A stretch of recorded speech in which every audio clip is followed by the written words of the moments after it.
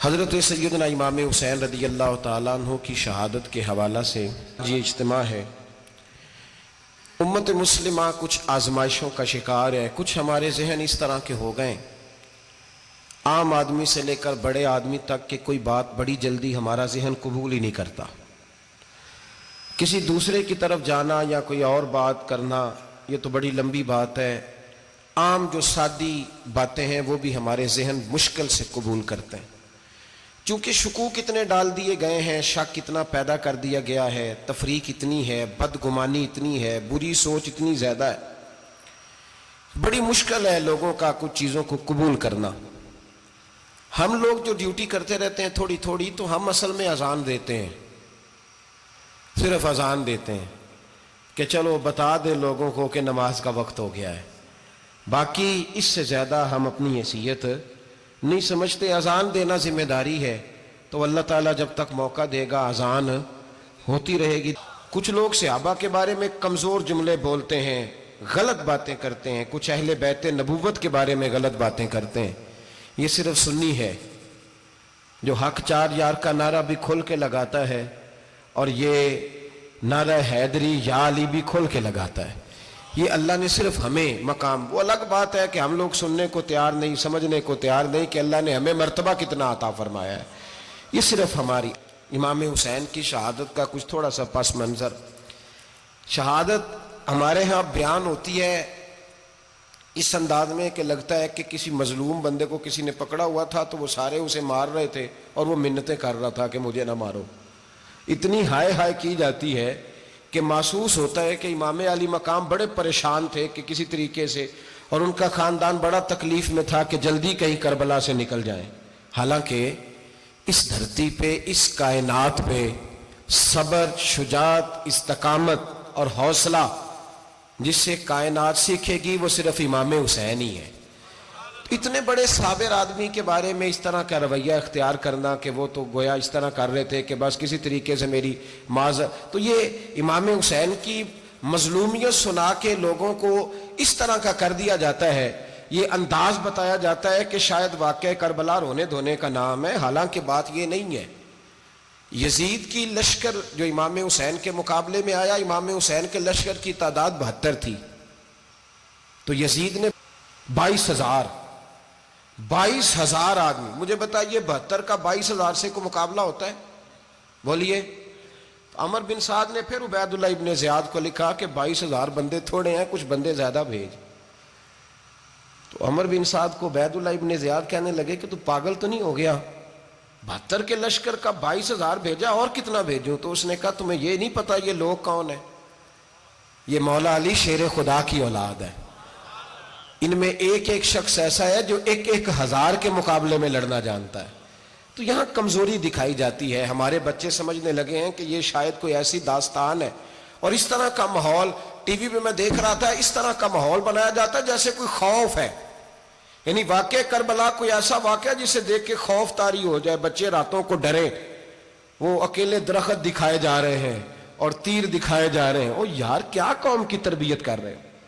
واقعہ کربلا حوصلے کا نام ہے، دلیری کا نام ہے۔ سنیں بات اصل میں کیا تھی، بڑے ٹھنڈے دماغ سے میری بات کو سمجھیے گا۔ حضرت مولا علی شیر خدا کے بعد مسلمانوں کے متفقہ امیر بنے تھے حضرت امیر معاویہ، انہیں امیر کس نے بنایا تھا؟ امام حسن نے، حضرت علی کے بڑے صاحبزادے حضرت امام حسن نے ان سے صلح کی، انہیں خلافت دی، اور صحیح بخاری میں نبی پاک نے فرمایا تھا میرا بیٹا حسن سردار ہے، جب مسلمانوں کی جماعتوں میں لہو بہہ جائے گا تو حسن ان کی صلح کرا دے گا۔ وہ صلح امام حسن نے کرائی، جناب امیر معاویہ امیر بن گئے۔ حضرت امیر معاویہ رضی اللہ تعالیٰ عنہ بڑا پیار کرتے تھے نبی پاک سے، بڑا احترام کرتے تھے حضور کے خاندان کا، ان کی جو اجتہادی خطائیں ہیں وہ اپنی جگہ پہ موجود ہیں، چونکہ امام حسن نے ان سے صلح کر لی، لہذا ہم بھی ان کے بارے میں کوئی جملہ کہنے کے مجاز، ہماری مجبوری امام حسن ہے، اس لیے کہ جسے امام حسن صحیح کہے پھر امام حسن کے ماننے والے کو اسے غلط نہیں کہنا چاہیے۔ حضرت امیر معاویہ رضی اللہ تعالیٰ عنہ کا جب وصال ہوا تو حضرت امام حسن پہلے ہی ان سے وصال کر گئے، آپ کو زہر دے دیا گیا، آپ شہید ہو گئے۔ امام حسین موجود تھے، تو یزید کے بارے میں لوگوں نے کہا جناب امیر معاویہ سے کہ یہ ٹھیک ہے، مناسب ہے، اور بہادر ہے، دلیر ہے. وہ جو ہوتے ہیں نا خوش آمدی ٹولہ، ہمارے ملک میں جو اچھی خوشامد کرے اسے اچھی وزارت ملتی ہے، اچھی وزارت اسے دیتے ہیں. جو ذرا صحیح بدتمیز بھی ہو اور صحیح وکالت کرنے والا اسے وزارت صحیح دیتے ہیں. تو حضرت امیر معاویہ کے گرد بھی کچھ ایسے لوگ تھے، انہوں نے آپ سے کہا کہ یزید کو نامزد کر دیں. تو آپ نے یزید کو بلایا، حوالہ مجھ سے دیکھ لیجئے گا. بلا کے فرمایا کہ 3 بندوں کے سامنے اپنی خلافت پیش کرنا، اگر وہ تجھے مان جائیں تو امیر بن جانا، نہ مانے تو چپ کر کے گھر بیٹھ جانا. وہ 3 بندے کون ہیں؟ جناب عبداللہ ابن عباس، حضرت عبداللہ بن زبیر اور امام حسین رضی اللہ تعالیٰ عنہ. یہ وصیت فرمائی جناب امیر معاویہ. ہوا یہ کہ یزید جب امیر بنا نا، 2-3 چیزیں ہوتی ہیں جب کسی بندے کو قابو کرنا ہوتا ہے، 2-3 4-5 چیزیں ایسی ہوتی ہیں جس سے بندہ قابو آتا ہے. تو اس نے بھی فوری طور پہ، یزید نے دیکھا میرے لیے مسئلہ کیا بن سکتا ہے. ولید بن عتبہ اس وقت مدینے کا گورنر تھا. یزید نے اس کو خط لکھا کہ امیر عرب کا رواج آج بھی ہے کہ جب تک نئے خلیفہ کی بیعت نہیں ہو جاتی پرانے کے انتقال کی خبر ہی نہیں دیتے، اس کو رکھے رکھتے ہیں. یہ ان کا طریقہ ہے. وہ کہتے ہیں کہ ولی عہد اچھی طرح قبضہ کر لے پھر بتائیں گے.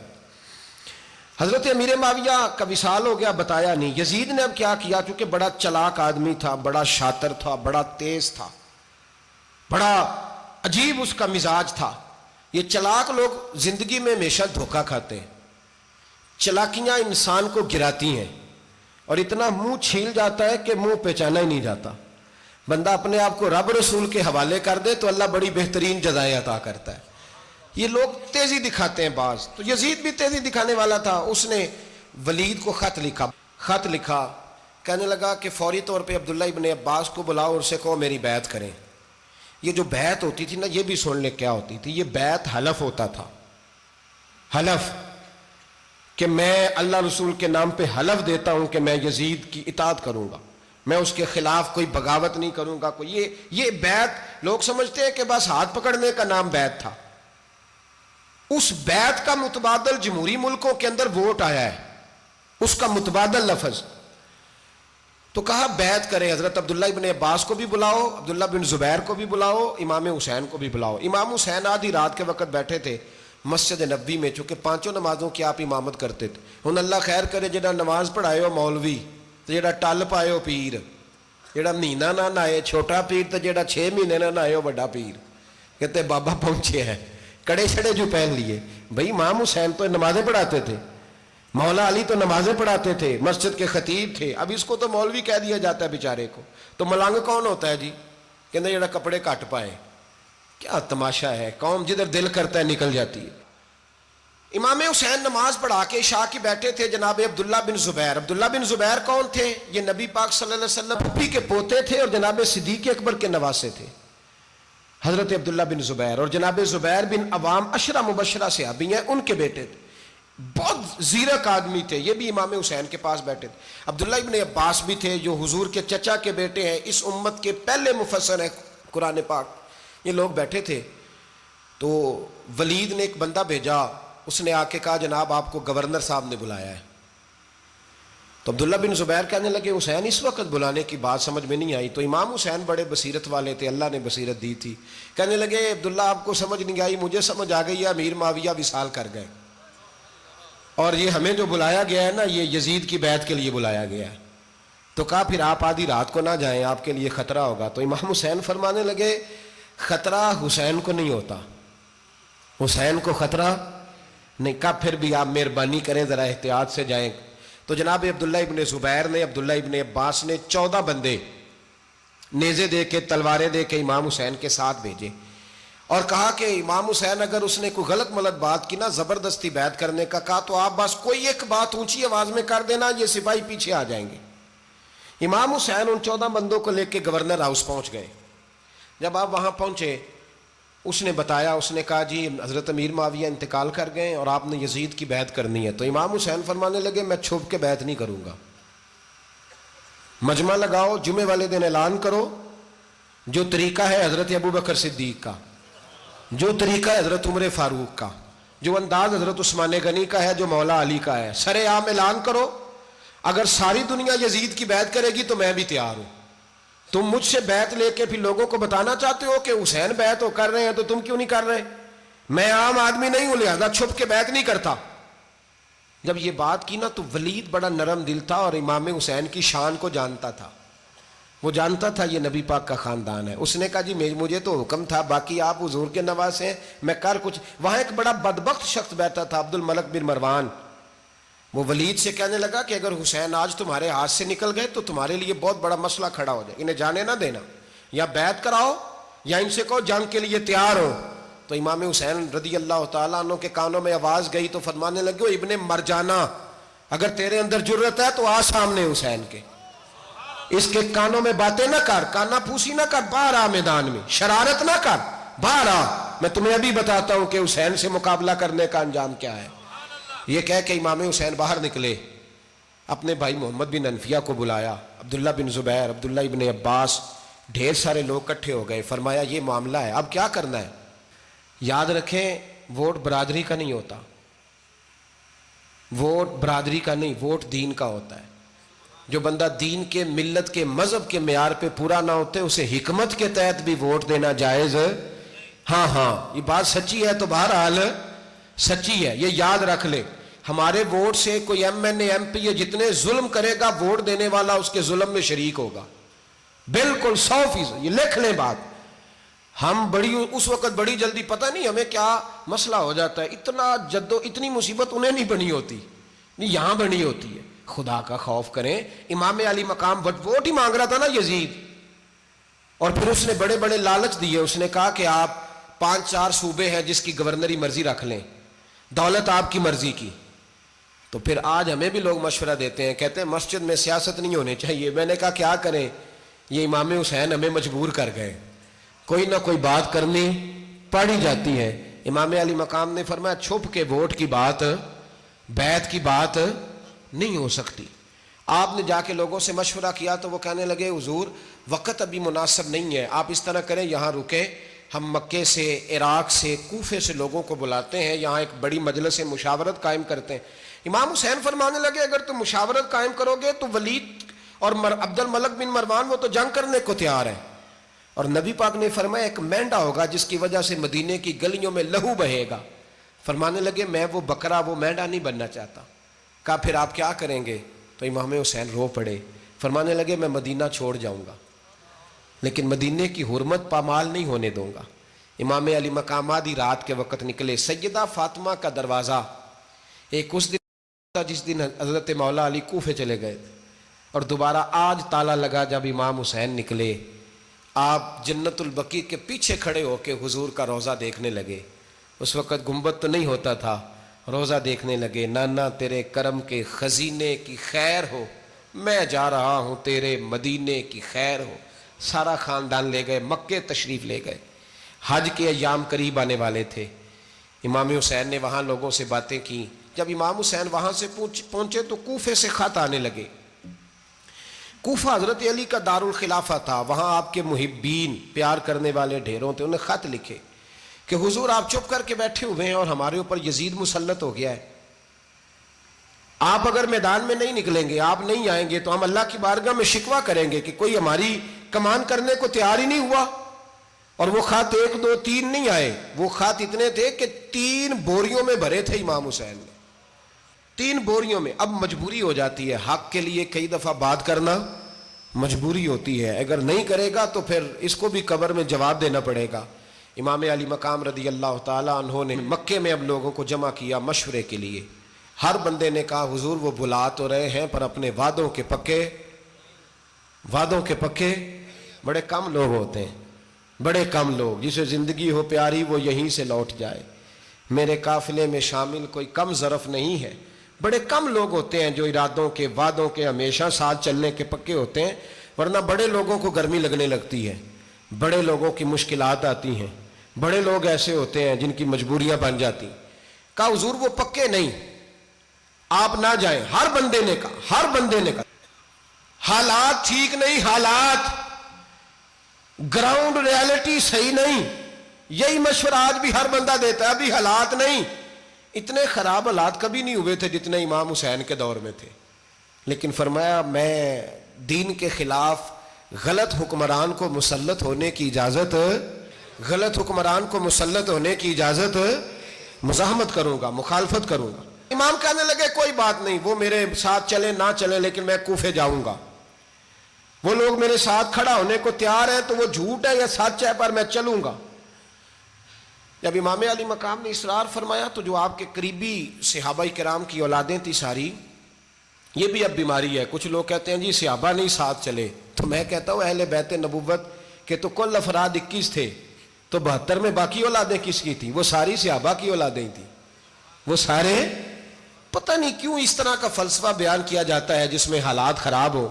حضرت سیدنا امام علی مقام کو جب بہت زیادہ کہا گیا نا تو امام حسین رضی اللہ تعالیٰ انہوں نے فرمایا چلو میں ایک کام کرتا ہوں، مسلم بن عقیل کو بھیجتا ہوں، حضرت علی کے بھتیجے ہیں، امام حسین رضی اللہ تعالیٰ عنہ کے چچا کے بیٹے ہیں، حضرت عقیل کے صاحبزادے مسلم بن عقیل بڑے سمجھدار آدمی تھے، معاملہ فہم تھے، بڑے جری تھے، اتنا زبردست مشورہ کم لوگ دیتے ہیں جتنا حضرت مسلم بن عقیل دیتے تھے۔ ان کو بھیجا گیا کوفے۔ اب اس میں بڑی تفصیل ہے، وہ اپنے 2 بچے بھی لے گئے۔ جب وہ کوفے پہنچے نا تو کوفے پر جناب نعمان بن بشیر کی حکومت تھی، آپ گورنر تھے اور اہل بیت سے بڑی عقیدت رکھنے والے، نرم رویہ۔ عبید اللہ ابن زیاد کوفے کا گورنر نہیں تھا، یہ کسی اور علاقے کا تھا۔ جب آپ وہاں پہنچے تو نعمان بن بشیر نے دیکھا کہ حضرت مسلم بن عقیل آئے ہیں تو لوگ دوڑے ان کی بیعت کرنے، بھاگے، اتنے لوگ جمع ہوئے کہ ایک دن میں 17,000 آدمی نے بیعت کر لی۔ تو تم پتہ ہے نا جڑا الیکشن لڑتا ہوں راتی جیت کے سوندا ہے، وہ فاتح ہوتا ہے، ہر روز جیتتا ہے، پتہ اسی دن چلتا ہے جس دن الیکشن کا ریزلٹ اناؤنس ہوتا ہے۔ 17,000 آدمی ایک دن آیا۔ اب وہ جو امام مسلم بن عقیل کے وہاں نعرے لگانے والے تھے کہنے لگے حضور یہ پہلے دن کی کارکردگی ہے، 2-4 دن میں دیکھیے کیا ہوتا ہے۔ 2-4 دن میں کیا ہوا، 40,000 آدمی نے بیعت کر لی۔ اب وہ 40,000 بندہ تیار ہو گیا۔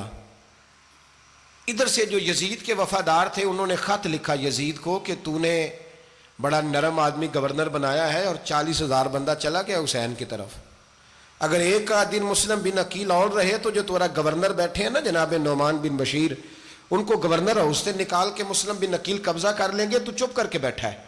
یزید بڑا تیز تھا، اس نے ایک آدمی گھوڑے پہ دوڑایا۔ عبید اللہ ابن زیاد ایک اور علاقے کا گورنر تھا پر بڑا ظالم سا بدماش تھا، بڑا سخت گیر آدمی تھا۔ اس کو کہا کہ تو پہلے ایک صوبے کا گورنر ہے، جا تجھے دوسرا صوبہ بھی دیا، اس طرح کار فوری طور پہ کوفے پہنچ اور جا کے مسلم بن عقیل کو گرفتار کر، جو آدمی ان کا ساتھ پھر بھی دے اسے قتل کر دے۔ اس نے کیا کیا، وہ آدھی رات کو آیا، منہ چھپایا، جبہ پہنا، لوگ سمجھے امام حسین آ گئے۔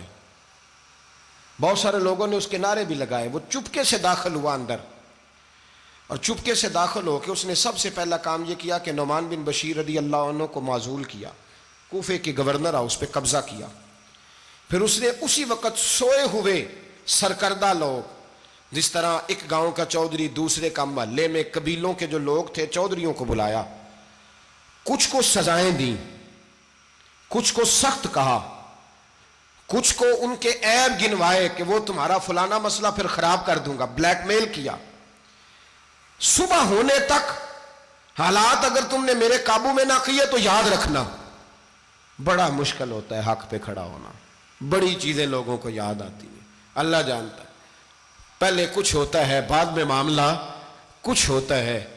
حضرت مسلم بن عقیل کے ساتھ جس دن عبید اللہ ابن زیاد آیا 40,000 کا لشکر تھا، اگلے دن صبح ہوئی، اگلے دن تو یہ حال ہو گیا کہ آپ جب کوفے کی جامع مسجد میں زور کی نماز کے لیے گئے تو 5-7 ہزار آدمی نماز پڑھنے آیا، اور جب مغرب کا وقت آیا تو لوگوں نے چند ہزار لوگ رہ گئے، نماز کی نیت باندھی۔ ایک مسئلہ بھی سمجھ میں آئے گا، لوگوں نے نماز کی نیت باندھی تو حضرت مسلم بن عقیل امامت کر رہے ہیں، ہاتھ باندھے ہوئے ہیں، تو بہت سارے لوگوں نے پیچھے ہاتھ چھوڑ دیے۔ ایک بندے نے دوسرے سے پوچھا وہ ہاتھ کیوں نہیں باندھتے؟ کہنے لگے اگر عبید اللہ ابن زیاد کے کسی بندے نے دیکھ لیا نا تو ہم اسے کہیں گے ہم تو نماز پڑھ ہی نہیں رہے تھے، ویسے ہی کھڑے تھے، ہاتھ ہی نہیں باندھے سرے سے۔ جب نماز کی امامت باندھی تو 10-11 صفیں تھیں، جب مسلم بن عقیل رضی اللہ تعالیٰ عنہ نے سلام پھیرا تو پیچھے بندہ ہی کوئی نہیں تھا۔ حضرت مسلم بن عقیل کو گرفتار کیا گیا۔ عرب کا رواج تھا دشمن کو سخت سزا دیں تاکہ باعث عبرت بنے، بہت اونچا मीनार था कूफे का, गवर्नर हाउस का, ऊपर ले जाके जनाब मुस्लिम बिन अकील को ज़मीन पे गिराया गया। और जब वो शहीद हो गए तो शहीद होने से एक रात पहले वो ख़त लिख चुके थे इमाम हुसैन को कि आप आ जाएं, हालात बड़े अच्छे हैं। ख़त मिला तो इमाम हुसैन मक्के से कूफे की जानिब चल पड़े।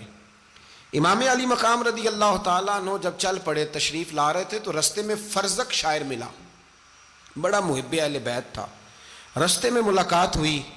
हज़रत मुस्लिम बिन अकील जब गिराया, शहीद हो गए, तो फिर उसने इस तरह किया कि आपकी लाश को लटका दिया चौक में। लोग देखते थे तो औरतें बच्चों को कहती थी तूने बाहर नहीं निकलना, हमने नहीं इमाम हुसैन के साथ चलना, बस बस बड़ा खौफ है, कोई बंदा ना बाहर निकले, कोई नहीं ज़रूरत हमें, हालात बेहतर होगी तो देखी जाएगी। आज कितने लोग हैं, कितनी देगें पकी, कितनी न्याजें बटी, क्या कुछ हुआ। आप नाराज ना होना, मैं आप में से हूं, आप मुझसे हैं, ये बात आपकी नहीं मेरी सब की है। आज भी अगर इमाम हुसैन के नाम पे जान देने की बारी आएगी तो देगे ही रह जाएंगी। नाराज तो नहीं हो गए आप लोग? फटाफट माएँ कहेंगी बाहर नहीं जाना, बिल्कुल पुत्र सानू की लगे, सारा दिन कोई हमारे लिए। वो पीर साहब तो करते रहते हैं बातें, उनका तो काम है, खबरदार हमने नहीं जाना। देगे देने को सारे तैयार हैं, जाने देने को तैयार होना। नाराज हो गए आप लोग? चलो कोई नहीं, हो जाओ, खैर सल्ला है, बात तो ठीक कर रहा हूं ना। हजरत इमाम हुसैन रदी अल्लाह ताला अन्हु ने फर्जक शायर रस्ते में मिला तो इमाम हुसैन को कहने लगा कहाँ जा रहे हैं? फरमाया मैं कूफे जा रहा हूँ। कहने लगा हुजूर ना जाइएगा, लोगों के दिल आपके साथ हैं, तलवारें आपके साथ नहीं। हर बंदा नहीं कहता असी वैसे उंज ना उंज असी हिमायत फराडियां दी करन डे हैं, तो फिर छड़ दे क्यों नहीं हैं? उंज धोखेबाज ही, इन्हें कराया उन्हें कख नहीं, तो फिर छोड़ दो जान, तुम ही छोड़ दो। ये बंदा बात सही कर रहा है, बंदा वैसे ये बात सही कर रहा है, पर अजय हालात नहीं ठीक है दे वाले, बंदे ठीक ने, पर क्या तमाशा है, कब तक ऐसा रहेगा कि कब तक ये बात चलेगी? सैयदना इमाम हुसैन रदी अल्लाह ताला अन्हु को आके कहा हुजूर वो सारे कूफे वाले मानते हैं कि बात हुसैन की ठीक है, लेकिन आपकी सपोर्ट नहीं करेंगे। और अगली बात फर्जक ने यह की कि हुजूर मैं हज़रत मुस्लिम बिन अकील की लाश को लटकी हुई देख के आया हूँ कूफे के चौक में। बड़ा ही खूबसूरत फिक्रा है इमाम हुसैन का। फरमाने लगे मेरा भाई लटका हुआ था, कहीं किसी के आगे झुका तो नहीं था? लटका ही था ना, कहीं झुका तो नहीं किसी के आगे? कहा हुजूर नहीं। तो आप फरमाने लगे अगर मुस्लिम बिन अकील लटक गया तो हुसैन भी लटक जाएगा, लेकिन झुकेगा। हजरत इमाम हुसैन तशरीफ लाए, बच्चों समेत आए।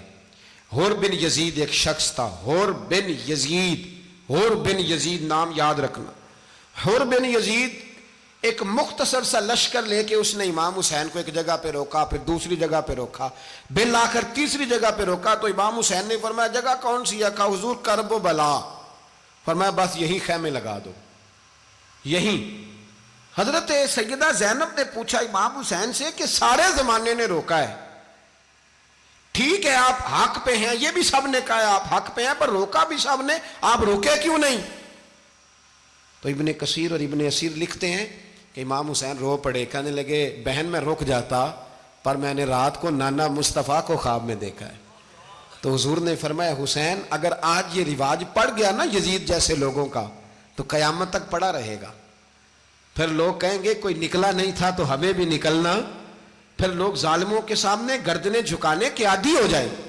मैं कहता रहता हूं, कह रहा हूं, करबला की जंग कुफर इस्लाम की जंग नहीं, कुफर इस्लाम की जंग नहीं करबला की, क्योंकि यजीद तो बड़ा पक्का नमाजी था, खुतबा देता था वो। तो जब इमाम हुसैन रदी अल्लाह ताला अन्हु ने करबला के मैदान में जुमे का दिन था तो यजीद के सामने को बात करनी शुरू की, अमर बिन साद के सामने। तो अमर बिन साद कहने लगा हुसैन ज्यादा बातें ना कर, हमारा जुमा लेट हो रहा है, जंग के लिए तैयार हो, फटाफट आ।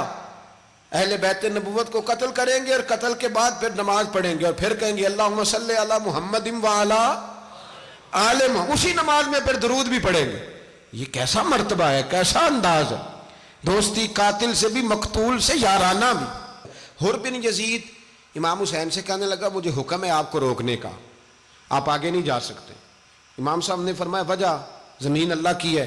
उसने कहा आप बैत नहीं कर रहे, यजीद की हालात आपके हक में दुरुस्त नहीं है, आप नहीं जाएंगे।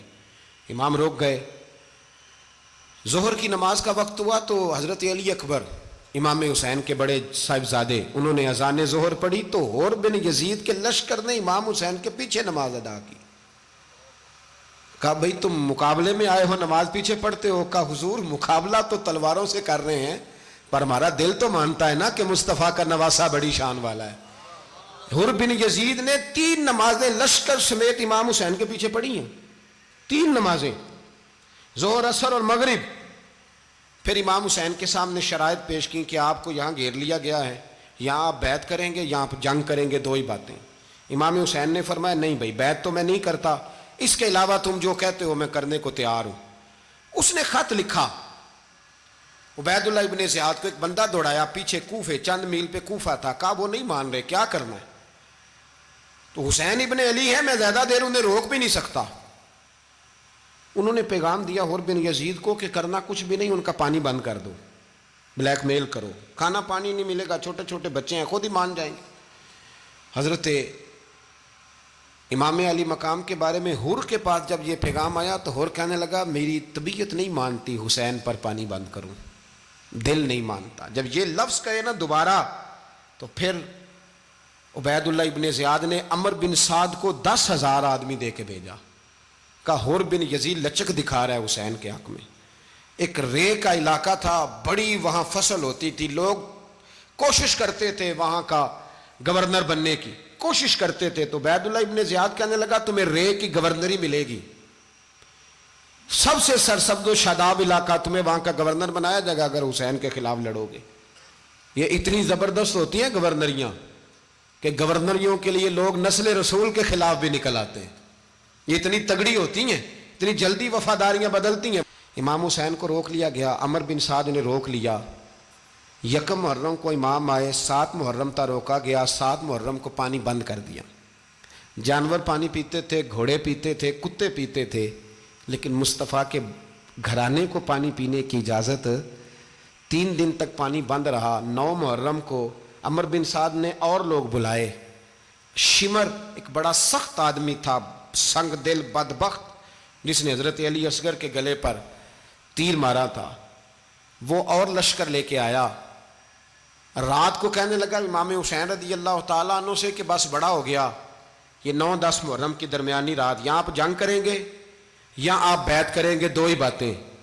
امام حسین اندر گئے، سیدہ زینب سے مشورہ کیا، باہر آئے، فرمایا بات وہی ہے جو پہلے دن والی ہے۔ او بھائی بچے ساتھ ہو، صحرا کا علاقہ ہو، تپتی ہوئی ریت ہو، اتنے کٹھن اور سخت حالات، چاروں جانب موت ہی موت، دور دور تک اپنوں کا نام و نشان کوئی نہیں، اور اکیلے فیصلہ کرنے والے امام حسین، باقی سارے بچے ہیں یا عورتیں، سارے بڑے اکیلے۔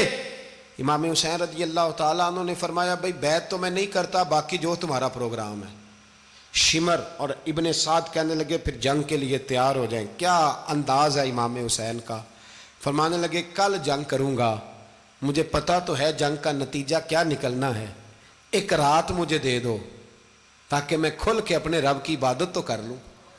حسین نے جانا ہے، مجھے پتا ہے کل رزلٹ 72 اور 22,000 کا کیا 1 رات مجھے دو، میں مالک سے راز نیاز تو کروں، میں گویا اس سے پوچھوں تو صحیح کہ مالک میرے والد بھی شہید ہیں، بھائی بھی شہید ہیں، نانا کو بھی دکھوں میں دیکھا ہے، تو اب میری باری ہے تو مالک میں حاضر ہوں، مجھے موقع تو دو، اس لیے کہ میرے نانا نے بدر میں بھی ساری رات عبادت کی تھی، صبح مجھے موقع دو۔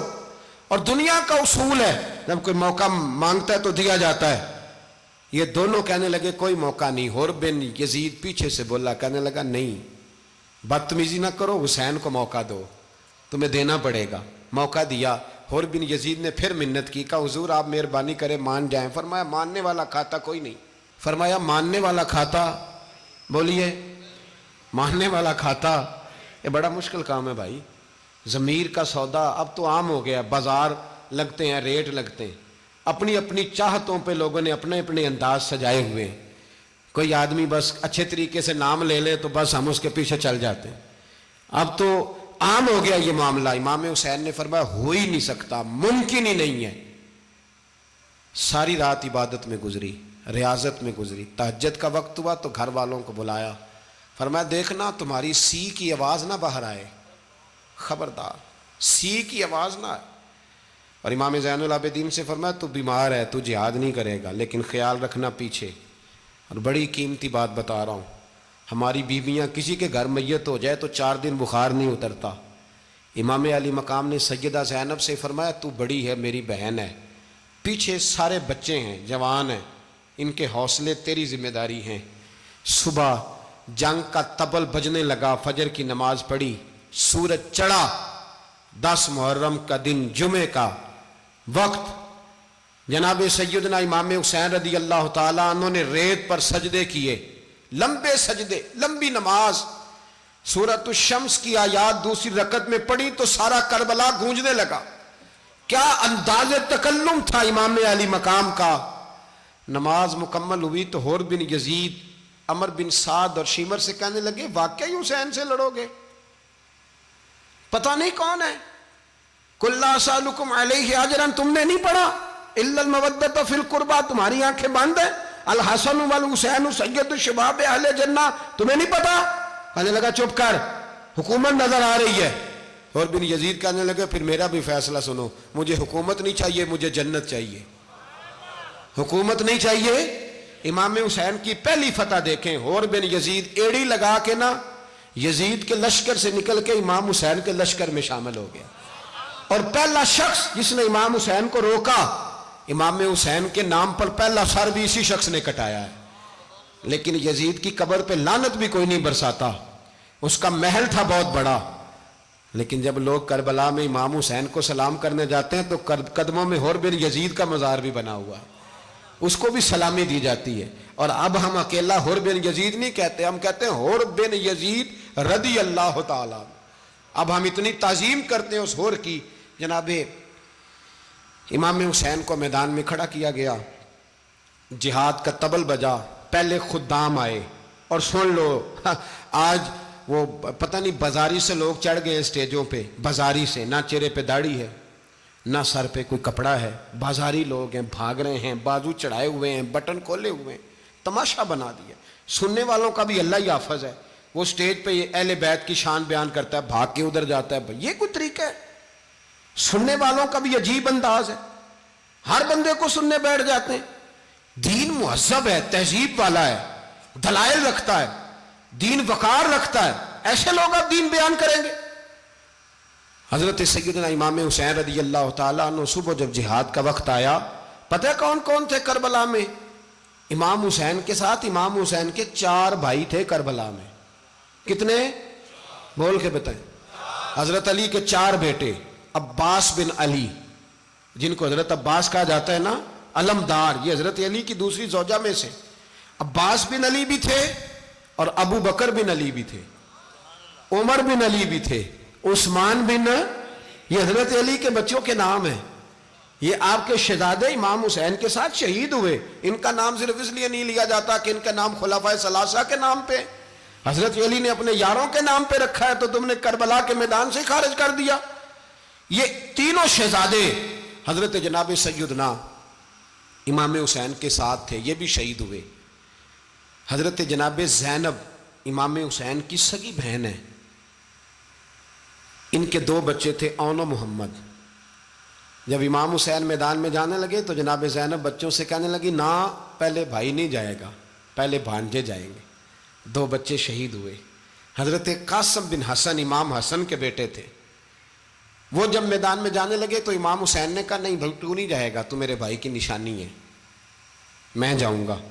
تو حضرت قاسم بن حسن نے ایک تعویذ کھول کے دیا کہ ابا جی میرے والد نے کہا تھا جب بڑی مشکل آ جائے تو تعویذ کھول کے دیکھنا، تو آج بڑی مشکل آئی ہے تو میں نے تعویذ کھولا ہے، تو یہ دیکھیں کیا لکھا ہے، یہ تو رکا ہے، تعویذ ہے ہی نہیں۔ جب کھول کے دیکھا تو اس پہ لکھا تھا قاسم اگر حسین پہ کوئی کڑا وقت آ جائے تو بیٹا کے آگے آگے رہنا، اگر کڑا وقت میرے بھائی پہ کبھی آ جائے نا دیکھنا اس کے آگے آگے چلنا، اسے حسن کی کمی نہ محسوس ہو، پائیاں جہاں ساک نہیں کوئی جے وچ خار نہ ہوئے۔ سیدنا امام حسین پہلی دفعہ کربلا میں اس وقت روئے جب یہ رکا، آپ نے دیکھا تو فرمایا ٹھیک ہے، اگر حسن کی یہ وصیت ہے تو میں نے زندگی میں اگر ان کی ہر بات مانی ہے اب بھی مانوں گا، تمہیں اجازت ہے۔ جناب قاسم بن حسن 16 سال کا جوان جب میدان میں نکلے تو ہائے ہائے پتہ نہیں کہاں سے آ گئی ہے۔ امام قاسم بن حسن جب میدان میں نکلے تو تبری سے لے کر علامہ ابو الاسناد صاحب سب کو پڑھ کے تو دیکھو، 3 دن کی پیاس ہے، شدید آزمائش ہے، دکھ ہیں، تکلیفیں ہیں، پھر بھی پہلی دفعہ جب میدان میں گئے ہیں واپس آئے ہیں 19 لوگوں کو قتل کر کے واپس آئے ہیں۔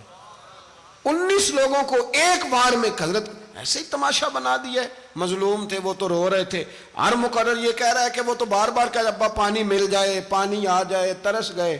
خدا کا خوف کرو، یہ دلیر لوگ تھے، ان کی باتیں آج بھی پڑھ کے دلیری پیدا ہوتی ہے، دلیری پیدا ہوتی ہے، دلیری۔ سناؤ قصہ خیبر کو، تمامی اپنے بچوں کو علی کی داستان سن کے دلوں سے ڈر نکلتا ہے، علی کی داستان سن کے دلوں سے۔ یہ جو بچے ڈر رہے ہیں نا، وہ چمگادڑ آ گئی، کاکروچ آ گیا، یہ خوف نکل جائے گا اگر حضرت قاسم بن حسن کی بات سنیں گے۔ درجنوں لوگ آپ نے قتل کیے۔ ایک دفعہ آئے، کہا چاچا یزید کا لشکر تو بڑا بزدل ہے، اگر چند قطرے پانی میرے حلق سے گزرے تو میں سارے کاٹ کے لے آؤں گا آپ کے پاس، چند قطرے۔ لیکن تھوڑی دیر گزری، عمر بن سعد کہنے لگا اکیلے اکیلے جاؤ گے تو علی کا پوتا ہے، یہ سب کو مار دے گا، اکٹھے جاؤ۔ چاروں جانب سے تیر برسے، ایک تیر لگا آ کے گردن کے پیچھے، بس جناب سیدنا قاسم بن حسن گھوڑے سے نیچے گرے تو جناب زینب حوصلہ کر کے آنسو سمیٹ کے کہنے لگی میں دیکھ رہی ہوں پردے کے پیچھے سے حسین میرے بھائی کا بیٹا گر گیا ہے، جا اسے اٹھا کے لا۔ حضرت امام حسین ان کو اٹھا کے لائے تو امام حسین نے سینے سے لگایا ہوا تھا تو ان کے پیر، ان کا قد لگتا تھا امام حسین سے زیادہ ہے، اٹھا کے لایا، لٹا دیا گیا۔ امام حسین کے اپنے بڑے بیٹے میدان میں نکلنے کو، علی اکبر نام ہے، جب جن لوگوں نے حضور کو نہیں دیکھا تھا وہ جب کہتے نا ہم نے نبی پاک کا دیدار نہیں کیا تو بتاؤ کس طرح کے تھے، تو بتایا جاتا تھا کہ جناب علی اکبر کا دیدار کرو، ہم شبیہ مصطفیٰ۔ اور جب وہ گلیوں میں نکلتے تھے تو عورتیں چھتوں پہ چڑھ جاتی تھیں۔ جناب علی اکبر رضی اللہ تعالیٰ عنہ تلوار لے کے میدان میں نکلے، جوان بیٹے دینے بڑے مشکل۔ او یارو رٹا کیا ہے یہ تو بتاؤ، کہ ظالم آدمی حکمران، یار یہ رٹا ہے، ایک ظالم کا رستہ روکنا ہے، اس رٹے کے لیے ہم شبیہ مصطفیٰ۔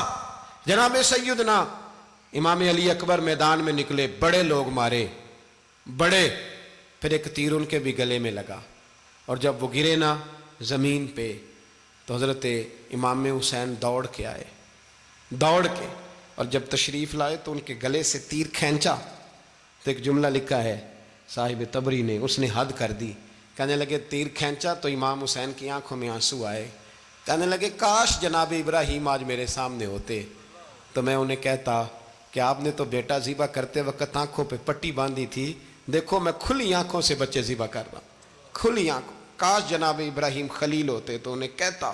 جناب علی اکبر بھی شہید ہوئے۔ حضرت علی اصغر کو تو اچانک اٹھایا تھا امام حسین، باہر نکلے تو گردن پہ تیر لگا تو 6 مہینے کا بچہ وہ بھی شہید ہوا، خون اچھالا آسمان کی طرف تو کہا مولا دیکھ لے میں نے 6 مہینے والا بھی نہیں بچایا، وہ بھی دے دیا ہے۔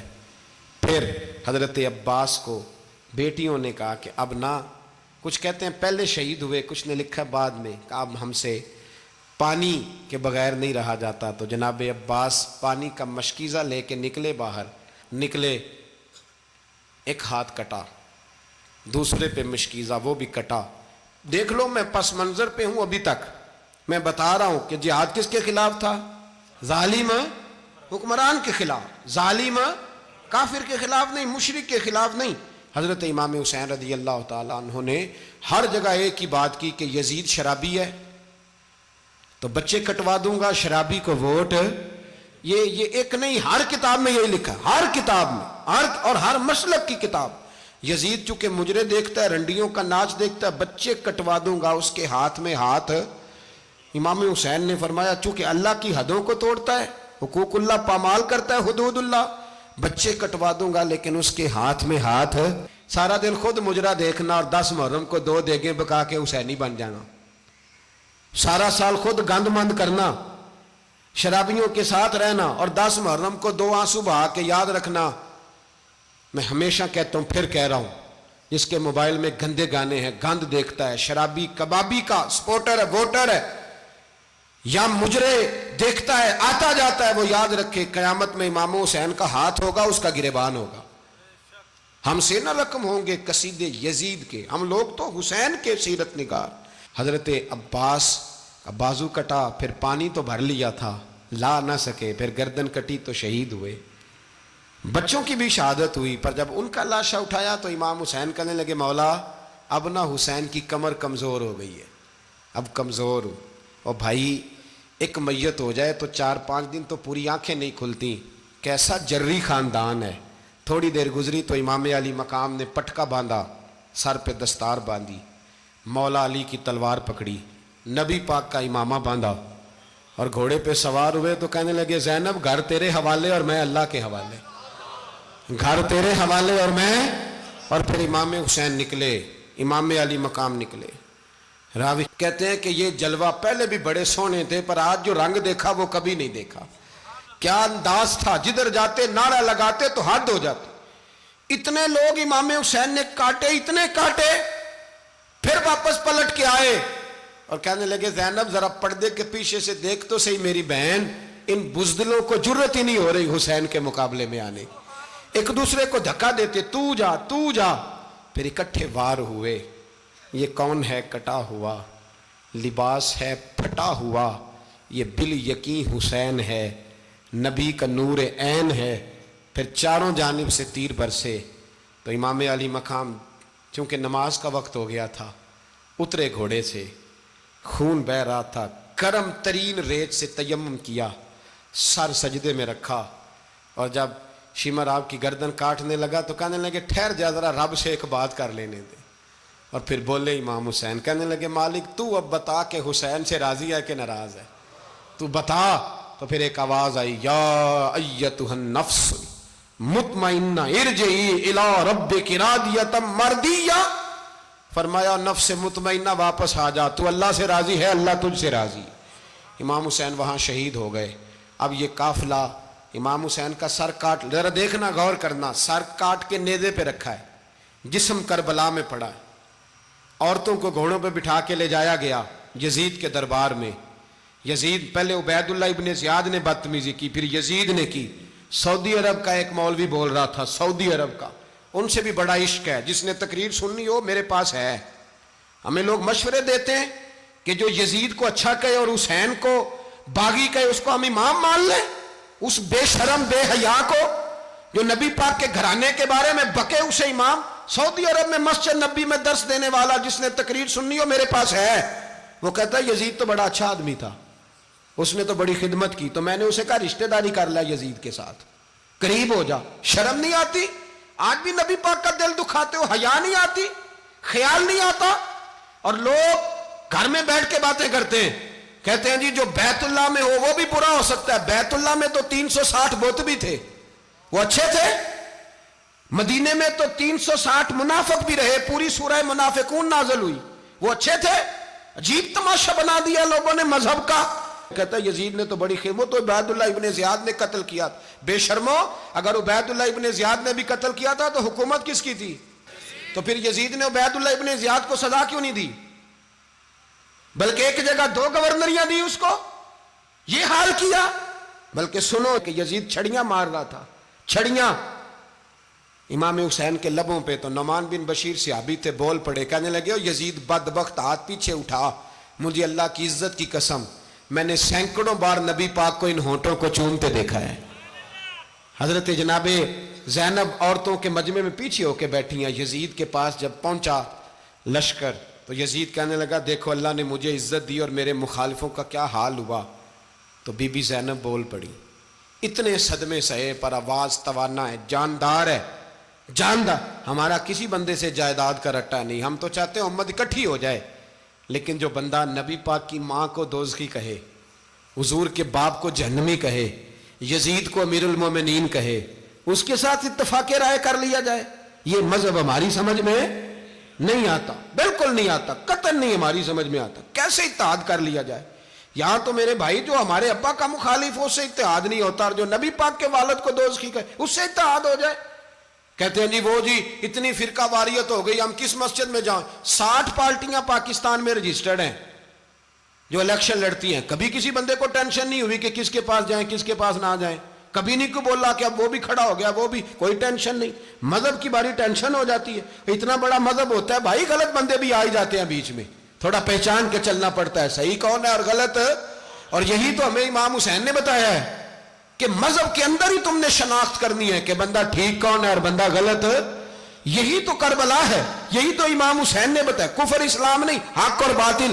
تو سمجھیے گا, حضرت سیدہ زینب نے جب سنا نا کہ یہ کہہ رہا ہے کہ مجھے اللہ نے عزت دی, تو جناب زینب بولی, نعمان بن بشیر کہتے ہیں بی بی بولی, اتنے صدمے ہیں پر جناب زینب بولی اللہ اکبر, اس انداز میں بولی کہ پہلے قرآن مجید کی آیت پڑھی, کہنے لگی وَتُعِزُّ مَن تَشَاءُ وَتُذِلُّ مَن تَشَاءُ بِيَدِكَ الْخَيْرُ إِنَّكَ عَلَىٰ كُلِّ شَيْءٍ قَدِيرٌ. اور پھر کہنے لگی یزید تو بکتا ہے, کہتا ہے کہ تو عزت والا ہو گیا, یہ تیری حکومت ہے, 4 دن گزرنے دے, تجھ پہ کوئی لعنت بھی نہیں برسائے گا, اور میرے بھائی کا قیامت تک ممبروں میں اور خطبوں میں ذکر ہوا کرے گا, وقت گزرنے دے.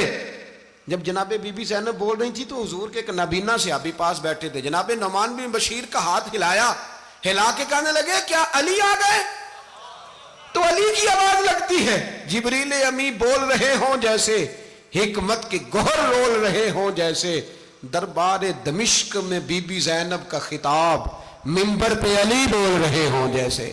میرے بھائی بس کربلا والا قافلہ تو مدینے پہنچ گیا, 3 سال یزید نے حکومت کی, شرابیں عام ہو گئیں, مکے پہ حملہ ہوا, خانہ کعبہ کا غلاف جلا, مدینے پہ اس نے حملہ کیا, 3 دن مسجد نبوی میں اس نے گھوڑے باندھے, مسجد نبوی میں صحابہ کو نکال کے اپنا اس نے امام مقرر کیا, لیکن پھر امت نے اسے قبول نہ کیا, پھر وہ رسوا ہوا اور آج تک وہ رسوا ہے.